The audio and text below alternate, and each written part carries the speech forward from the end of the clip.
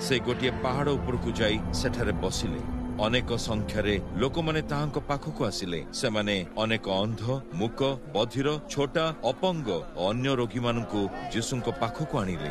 जीशु सेमानंकु सुस्थ करदेले। लोके देखिले जे जो लोक कथा कहि पारु नथला से कथा कहि पारुची। अपंग लोके पुणी सबल होइचंती, छोटा माने चाली पारुचंती, अंध माने पुणी देखि पारुचंती। ए सब देखि से माने बहुत आश्चर्य होई गले। से माने इस्राएल रो परमेश्वरंको महिमा गान कले। जीशु ताहांकर शिष्य मानकु डाकी कहिले, मु ए लोक मानक पई बड़ दुखित। से माने मो संगरे 3 दिन हेला रहिलेनी, किंतु एबे से मानकर खाइबा को किछि नाही। से माने एठारु भूकिला चाली जिबाटा मु आदौ चाहुनी। से माने घर को गला बेले मूर्छा होई जाई पारंती। जीशुंको शिष्य माने कहिले, आम्भे एते लोकंको पई एते खाद्य एभଳି स्थान रे केउठरु पाइबा? आम्भे नगर ठारू बहुत दूर रे अछु। जीशु पचारिले, तुम्भ पाखरे केते खंड रोटी अछि? से माने कहिले, 7 खंड रोटी और किछि छोट माछ अछि।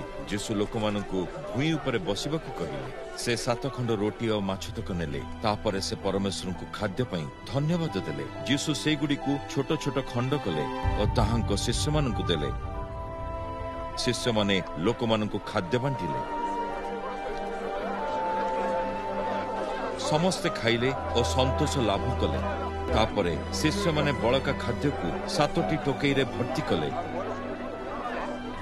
सेठारे प्राय 4000 पुरुष खाइथिले। सेमानक छड़ा स्त्री और पिला माने मध्य खाइथिले।